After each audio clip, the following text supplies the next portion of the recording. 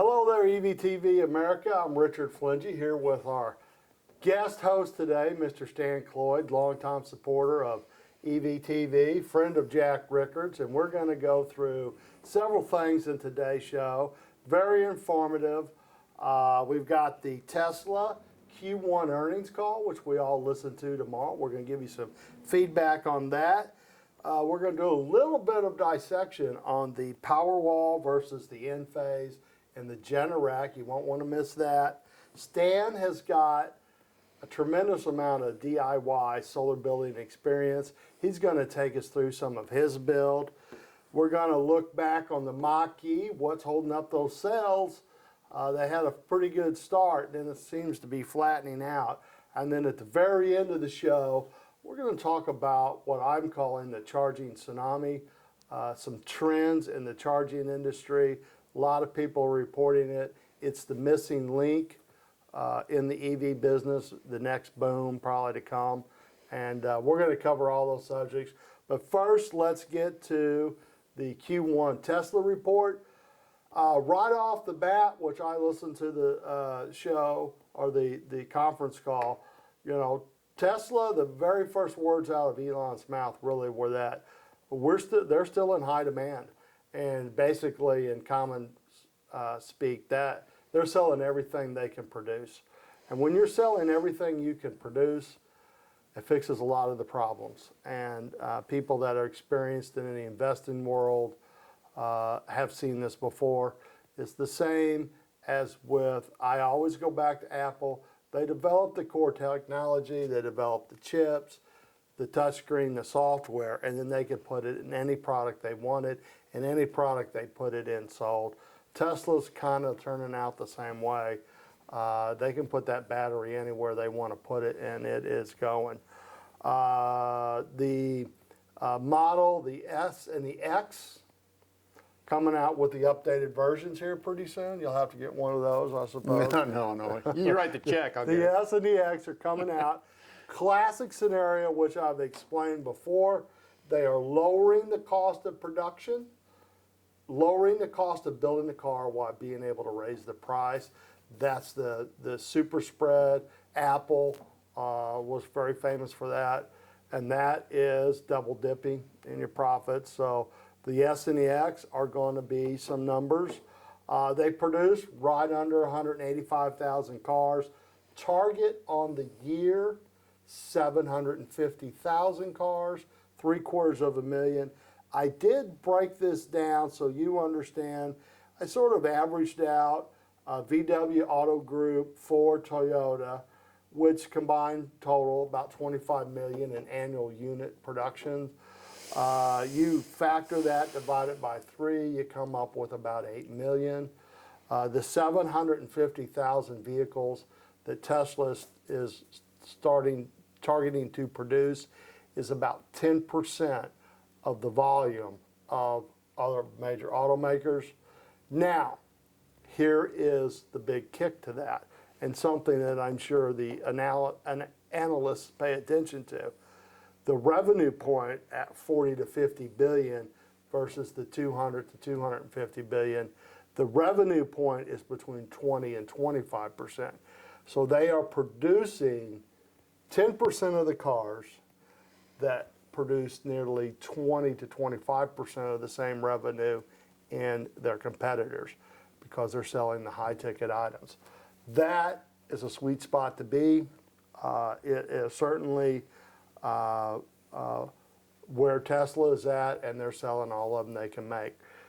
That's why it's a strong company, and that's why their stock is strong. So they produced a net profit, they said 438 million GAAP.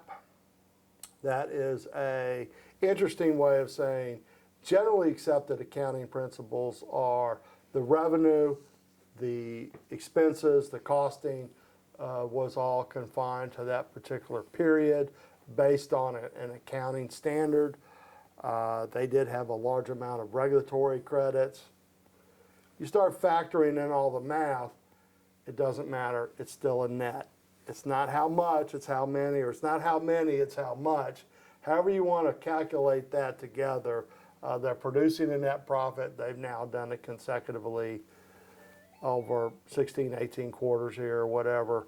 They are in the black. I don't think they're ever going back, and they know what they're doing. Eon did mention how difficult production work is, and having been in manufacturing and production, you people, I'm telling you, get 20 people to show up at the same time 2 weeks in a row is a major event. And having, 500 or 1,000 parts come in that you can count on, there being 500 or 1,000 good parts there is another one. They are doing an amazing job.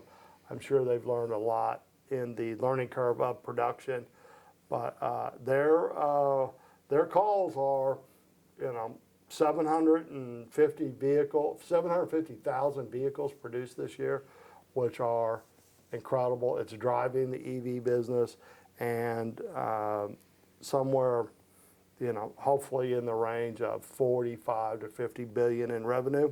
They'll beat that. They'll probably beat it because they seem to always beat it, but they're in a high-end market and they're selling all they can of higher-end products. So that is a sweet spot to be, and they're raising prices. And as a business person, you raise your prices when you're selling more than you can make, and that's a good place to be. So investors are responding to that, and stock is what, 728? It's in the 700 somewhere. 700. I mean, it's sky high. It's going to go to 1,000, I bet. Split again. So. Yeah, it'll probably do another 5 to 1 at 1,000. Yeah, and so Keep the bottom feeders in the game. People want to be in there with Tesla, and it's got such a big future that it's a good place to be. We've always been a big supporter here at EVTV. We've talked a lot. Stan was an early listener to Jack, had bought shares when it was right, so he's smiling and driving a couple new Teslas. Yeah, it's nice when Tesla pays for your new Teslas. That's right. Tesla's still a winning story, and it's still a lot of fun for a lot of people. It's a product that people like, and oftentimes, I always go back to the old Peter Lynch story. He's like, I bought Taco Bell because my kids love their burritos, and I didn't need to know much else about them. You drive a Tesla and you love it.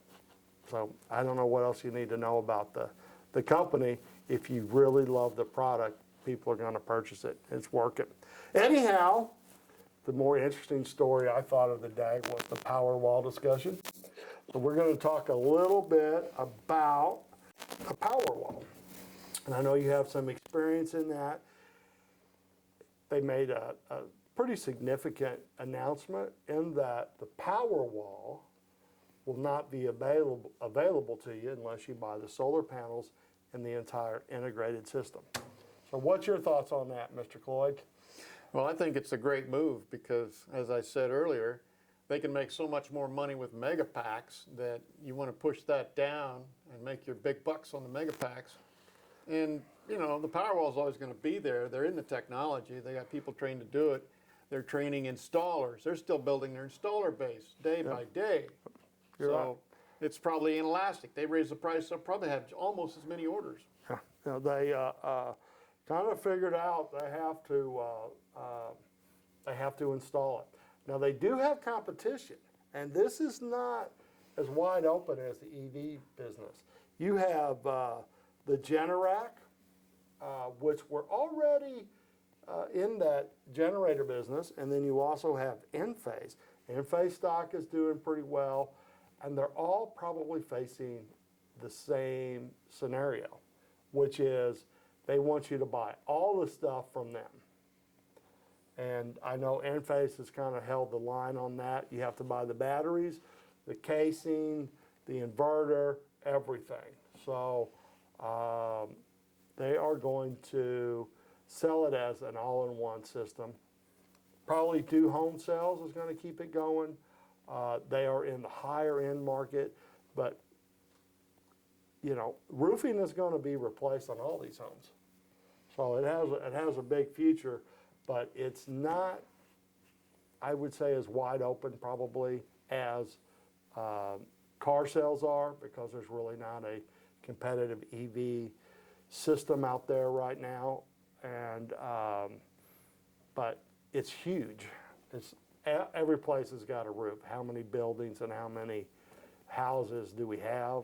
You know, the trend I'm seeing is that we're going to be going to a lot more premium roofing materials, such as steel, because you could buy a tab shingle roof and they'll warranty it for 10, it'll go out in 30.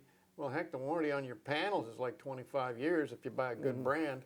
So you don't want to be ripping the panels off to fix the roof, you know. Back in Tennessee, I went back to one of our other contributors' areas, and every house along that river valley had a steel roof on it, because it was all new construction, probably under an HOA. Well, that is some big factoring there. You know, they are going to make, and he mentioned it, and the one thing that I'll tell you is that he did make something that Jack had referenced here on EVTV several times, which is that they're going to stay on the left of the loads panel. They don't want to interact with the grid if they don't have to. Your solar panel, your solar roof, your battery backup Powerwall is a backup system to what goes on in the house. And that was, I think, an interesting note. I think it was a flag that they don't want to be grid tied as much as you would think. They want to get away from that.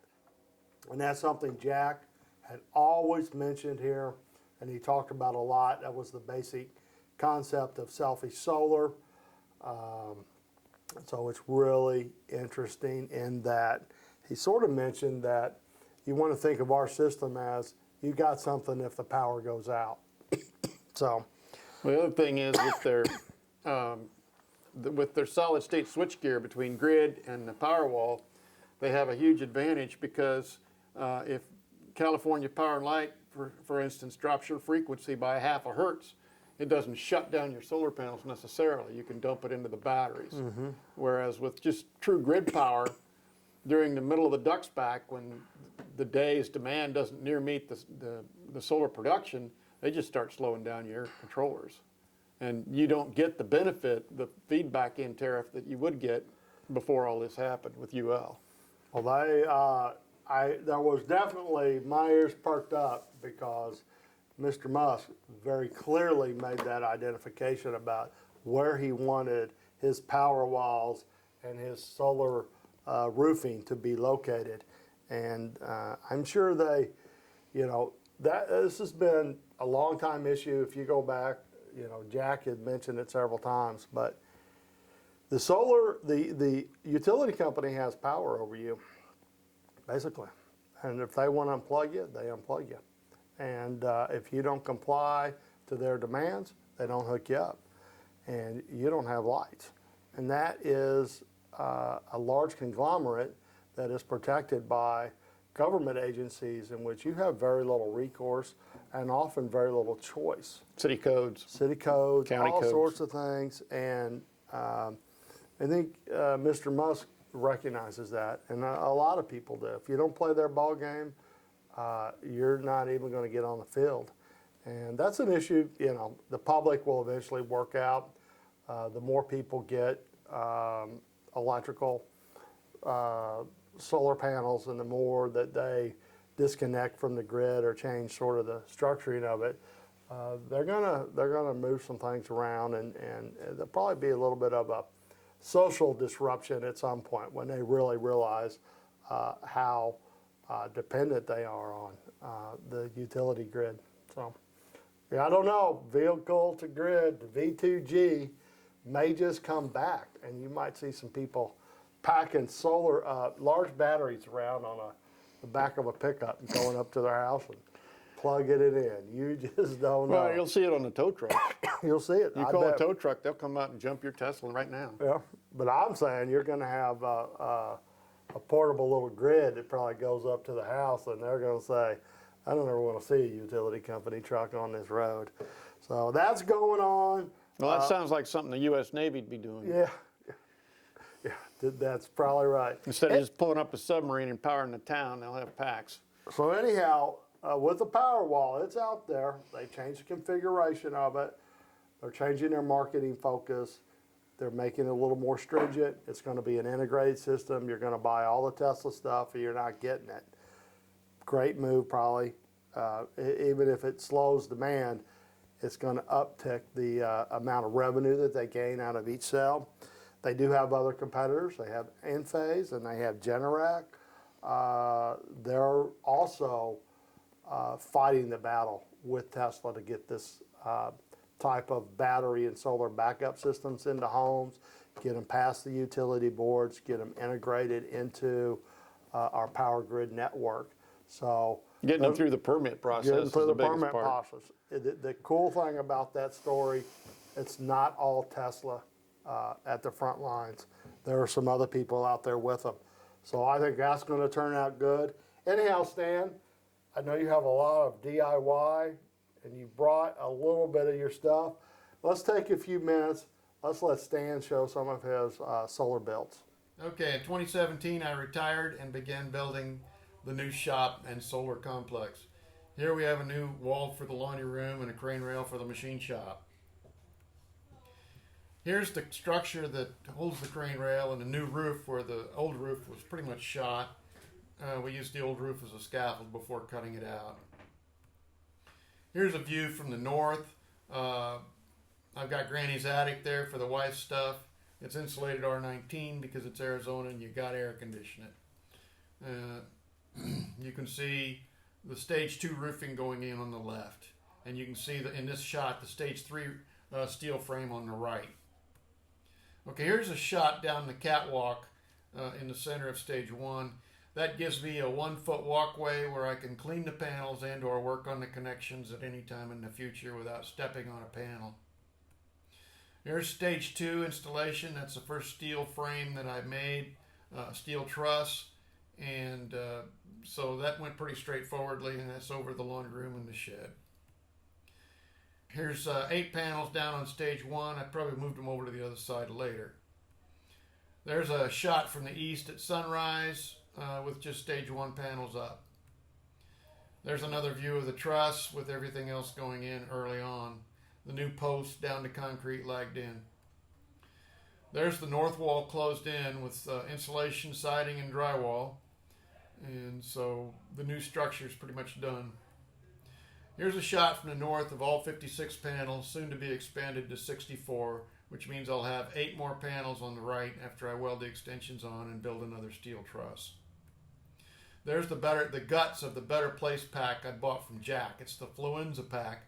It's almost identical to the Nissan Leaf pack. Here's the Rogues Gallery, the family shot. On the left we have the Sandy 20 kilowatt islanding inverter. In the middle we have the 22 kilowatt charge controller that converts DC from the panels in a maximum power point down to what the inverter and the battery like. On the right we have an eBay salvaged grid tie inverter that's AC and DC coupled to the system. Here we have the box that the coupling is done in. It wound up having 3 kilowatt contactors, 1 AC contactor, and I removed the shunt so that it would actually do all the switchgear correctly. Here's my JLD 404, and it has 2 sets of contacts, so you can enter four different values into it to make it control your system. In this case, I make it an emergency shut-off so we never overcharge the batteries. On the left, we have our toggle switches which control the contactors inside the Better Place pack. This is my MPPT solar charge converter screen. It's from Sandy, and I got it through Jack. So it's programmable. It's pretty neat. I highly recommend it. This is the standard display on the 20 kilowatt Sandy inverter. All the Sandy islanding inverters will have this display basically. Here's a power bill, and you can see the black bars represent the current state of the solar. The gray bars represent last year, and the white bars represent no solar whatsoever pretty much. Good deal. Well, thank you for all that. Next up on our show today, we're going to talk about the Ford Mach-E, which has had a few little bumps and bubbles. And before we get to that, we're going to have Ian come on here in a minute. Well, Ford might have bid it. We're going to catch up on the Mach-E, a little small and unfortunate update for the big Mach-E fans. The Mach-E just was released a little, really kind of a big deal of an issue. The owners are kind of referring to this issue as the brick because it turns the car into essentially a brick and makes it useless. The cars come with a lithium battery, and it has a problem where while it's charging, it'll stop feeding 12 volt or stop feeding power to the 12 volt battery. And the problem with that is that's what it uses to start the vehicle, and with no 12 volts to the vehicle because it's not charging, it just doesn't start the car. It's a little bit more of a common issue when it's in the cold, and when the 12 volt battery dies, it goes into what they call deep sleep mode. And unfortunately, it can be stuck in deep sleep mode for as long as 12 hours, which is kind of a big deal. And it doesn't charge the car at all, and it also doesn't charge the 12 volt battery. So neither battery pack charges under those circumstances, and you can't unplug the vehicle.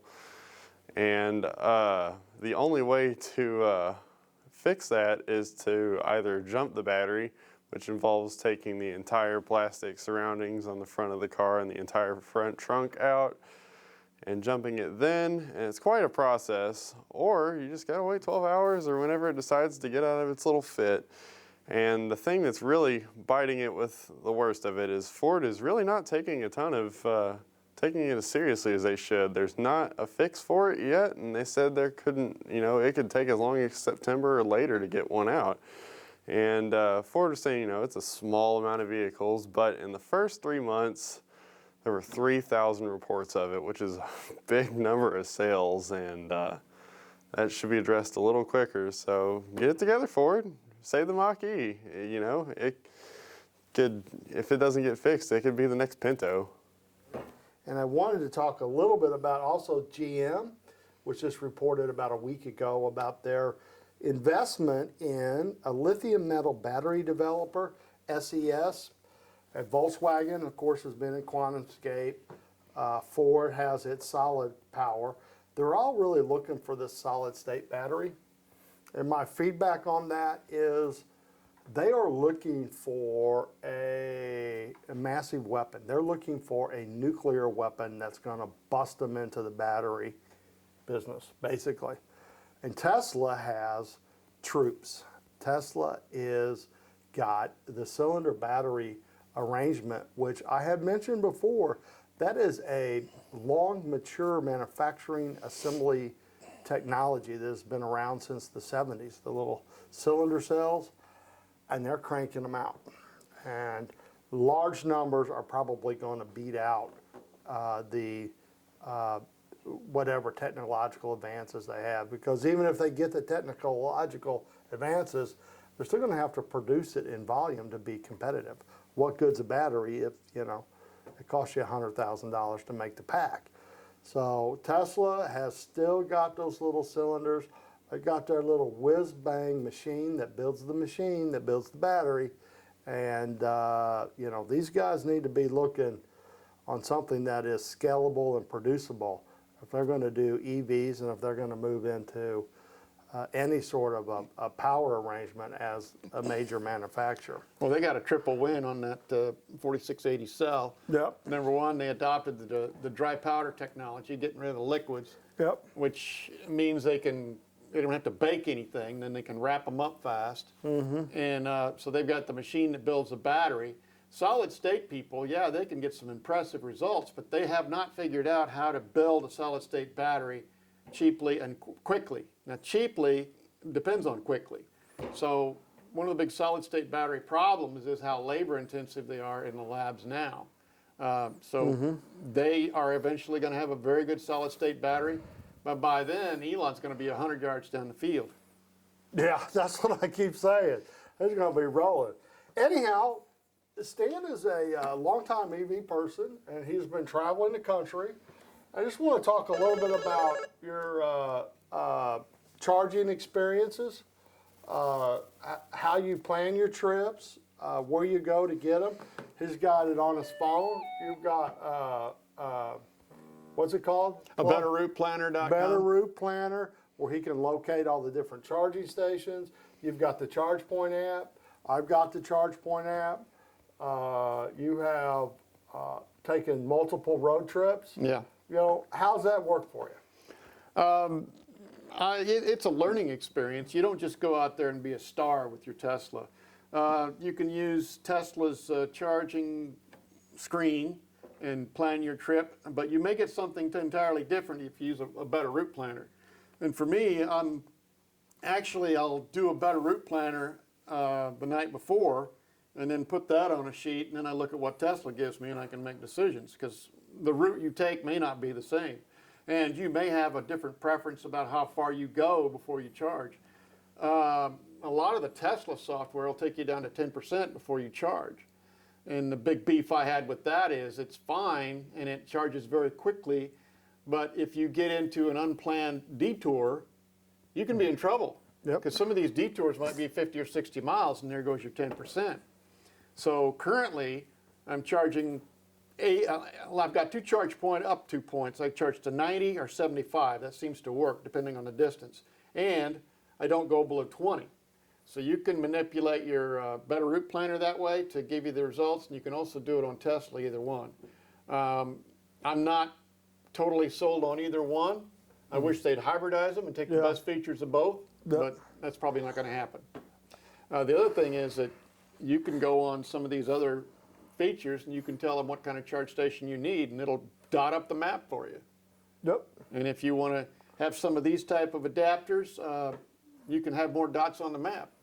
If you want to really get wild and go places where... What was the other website? What's it called? PlugShare? PlugShare. Plug Yeah. America or whatever? I used PlugShare with my Leaf early on. Okay. You get 60, 70 miles an hour, you plug in, charge up 4 hours, and come home. Okay. Well, you know, one of the other things that you had mentioned, and we have down the road, and we're going to show you a couple clips on this, we have a Tesla supercharging station in Springfield, Missouri, that I've actually had several of the contacts in the area always talk about.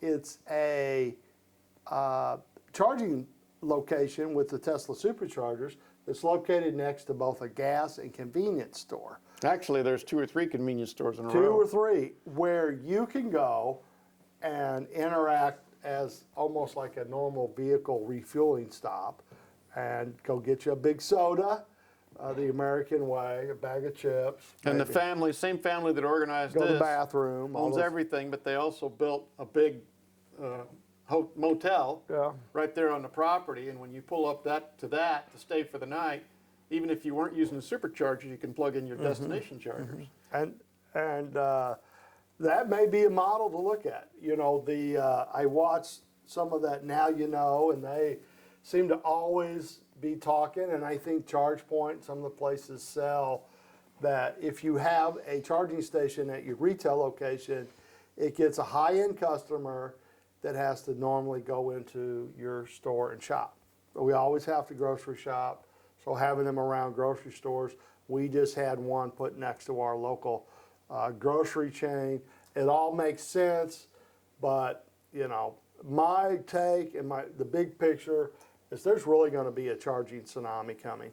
If you want to know the next play in the industry, right behind all these cars is going to be coming the charging and the charging networks. And there's going to be all kinds of players in it. There's going to be convenience store people. There's going to be all the shopping malls, grocery stores. But I tell you one that a lot of people may not see is the Department of Transportation's. The government is going to want revenue to help maintain those roads, and they're already talking about it. So you're going to see a huge wave of influence coming No, you into got the that charger. right. It's a lot easier to charge. It's a lot easier to take your bite off the power than it is to try to track how many miles a year I'm driving in my car. Yeah. So yeah, just get paid. Just instead of having a fuel tax, just sell them the fuel.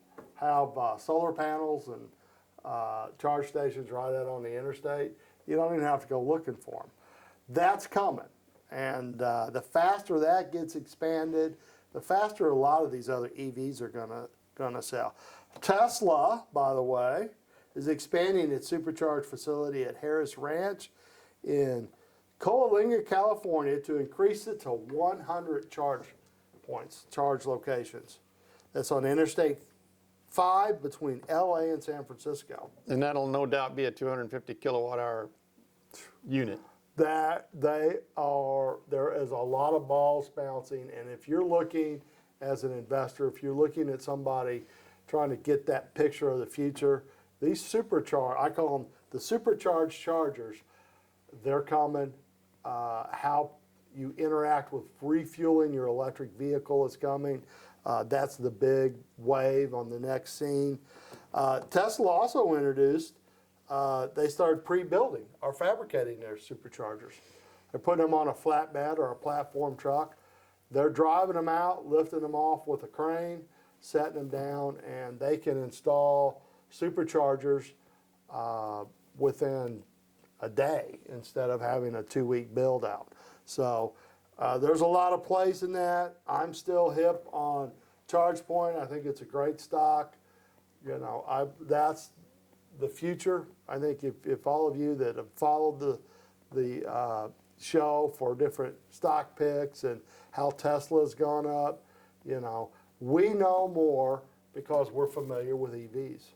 You know, if you go in and it feels right and it works, and ChargePoint is one of them that does. So I'm always just putting out the truth here, and that's something you want to be looking at, is the EV charging world. 2 days ago, I went and visited one of our former employees from EVTV. Bill Bear, Bill the Bear, Dunker Builder. down in Linden, Tennessee, and as I was getting ready to leave, we were talking about chargers and charge points, and he says, "We got a charge point right here," and that's, I don't know, a few miles north of his house, but Linden, Tennessee, this little place, you know, you got to take the slow roads to get there, and don't blink or you'll miss it. So that is happening. They're seeding in, little at a time, but that's every place there's a gas station, at some point in the future, there's going to be an electric charging station. And we're going to have just a triple net. You charge at home, charge at superchargers, charge while you're shopping, charge at work. So chargers are going to be everywhere. Anyhow, that's our show today. We sure thank you, Stan, for being here. And come on back next week to EVTV. We're going to have more electric vehicle news, DIY solar builds and kits, and all the stuff that's happening out there in the world that changes over to sustainable energy. Thanks a lot for being with us today. And thank you, Mr. Cloyd. See you next time. Before you go, we have one last segment from EVTV. We just want to give you guys an update on what's happening inside the shop floor. We have 3 Model 3 batteries on the floor here. Ian, can you identify what they are? So right here in front of me, we have a standard range 2 kilowatt battery from Model 3. Over there, we have a long range Model 3 battery that's from a dual motor car, and behind us on the fishbone, we have a long range single motor battery from Model 3. Yep, so we can identify which motor it is by figuring out how many plugs are on the back. So this has 2 and these 2 have 1 plug. This, we found out, is a standard range 52 kilowatt hour battery, and we found out that by plugging in our controller, but then we also noticed that it looks visually identical to the other 2 batteries. So what did you do, Ian? We weighed it, and we found out it is substantially lighter by a couple hundred pounds, and it also, when we plugged it up, it didn't have as much capacity. Yep, so I believe what they did was they reduced the number of cells in parallel and still have the same number of cells in series, so you get the same voltage, but the capacity is just lower. So the lost cells is what gives us the lost weight, but the size, the dimensions, everything is identical, so that they don't have to change too much on the car. And then yes, we still have our battery on the fish bones, and we had a couple of comments saying that the legs were short, and we saw that. And this is our first prototype. And yes, we are going to be using the bands to hold it, and as you can see, it's still holding pretty strong. But once the customer gets it, they can make edits to it however they want. And again, this is our first prototype, so our next prototype, we will increase the length on the legs. And so yeah, we check out the comments, and we appreciate the feedback, and we do upgrades based on it too. I know Jack used to make funny comments time to time on his videos. We don't have the capacity or the people to do that anymore, but we do still check the comments, and we appreciate your feedback. So yeah, thank you for that. And Ian, do you have anything else? No, just thank you guys for your comments, time, thoughts, and input. It helps us grow as a business, so thank you very much. Yep, stay with us for the next one.